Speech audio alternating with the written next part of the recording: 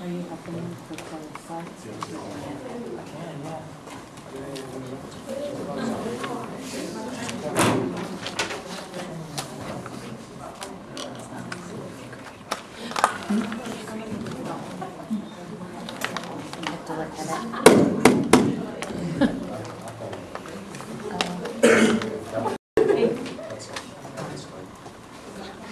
I'll make sure you get it for you. I don't know where it's over. I don't know, you won't let me leave this. No. When do you go to basic? Maybe I find out Hey, guys. July 8th. So. You can do anything you want to me for $50. What about her? Sure. This isn't normal. But on math, it is.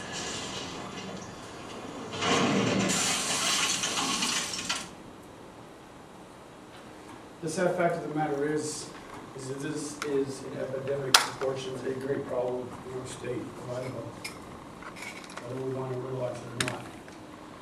Through extensive research through GFK Local Public Affairs Media, talking to Megan Runk, Executive Director of Idaho Med Project, and researching information in Desert News, our youth, our adults, our economy are at risk today. JFK, my personal motivation in this, the motivational thing for me for this is two things. One, the kids that are addicted today, the kids that are introduced to this today, that's our future.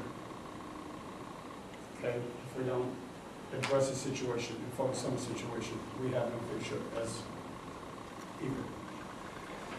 My second motivation in this is that I am a recovering meth user. I have 2 years clean and sober, and by working programs, I'm able to stand here today and do this presentation. Meth is the #1 drug in our state. According to the Idaho officials, it is destroying our communities, both children and adults alike, as well as our economy. The availability, the 3 points I'll cover with you today are the availability of meth in our communities, how easy most teens, young adults, and adults stated that they can get it with a phone call within minutes. The second point is meth addicts coming off safe since Idaho's. It's not limited to poverty. It's not limited to rich people. Meth is an epidemic. It knows no color. It knows no race. And the third point that I will cover is meth is becoming a drain on the economy. In August 2008, a random survey was done among 100 teenagers on the ages of 12 to 17 years old.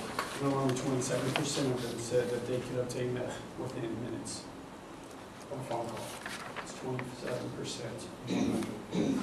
Out of 18 to 24-year-old adults, 47% of them said that they could obtain meth within minutes. What's most alarming about this is, out of parents and adults, 64% stated that they could get meth within minutes. Leads me to believe that the parents may be participating, may not. We don't know.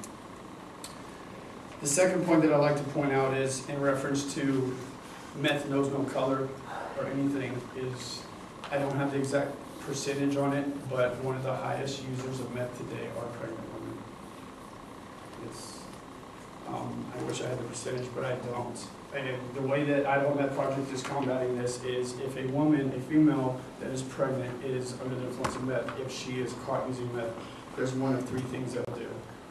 They'll either put her into an intensive inpatient treatment where she's allowed to have phone calls every 30 to 45 days, but no other contact with the outside.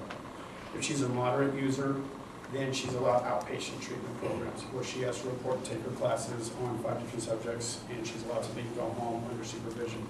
If she's a heavy user while she's pregnant, she is actually put into some sort of facility, whether on lockdown or they have even put them in state penitentiaries in some cases.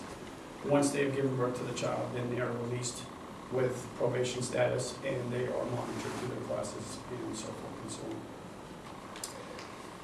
on.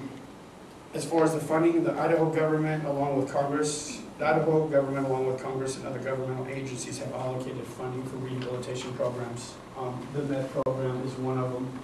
It allocates money to rehabilitation. It has funding for meth awareness, among other drugs. It has classes that is offered to parents, to siblings, to whoever is interested in it. The funding is offered by BPA, which is Business Partners Associations. Anybody that has a problem or anybody that knows anybody has a problem can pick up the phone, make a phone call, and they can get funding for them. That is what we pay taxes for. That is what is allocated from the federal government down to every state. This is not just an epidemic here in Idaho. This is across the United States. Meth is really no stranger to us. Maybe we've just heard about it mostly in the last 4 or 5 years, but meth years ago was used in a lot of Asian countries for their workers to increase their productivity, to increase their performance. This slide that you're seeing right here this is a result of using meth continuously for a 6-month period. The stores you see are a result of the chemicals used in making meth, added with scratching and picking at existing stores. The chemicals and the byproducts that are used in meth are dangerous. They can kill you.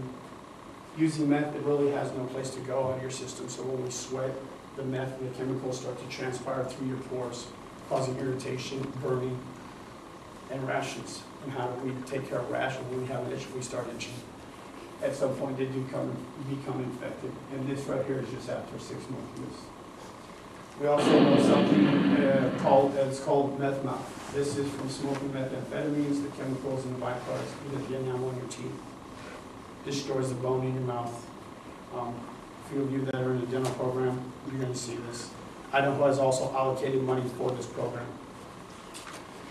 So I've covered 3 things with you today. I've covered the availability of the meth to our kids in the state, among adults, et cetera, et cetera. Meth is the #1 drug in our state, according to Idaho officials. It is destroying communities, both children and adults, along with their economy. Meth destroys anything and anyone who comes into contact with it. There are treatment programs and facilities available throughout the state. Most of all, the programs are free. There's funding for them, for yourself, and for anybody that you know. And we just ask that you use it. Thank you.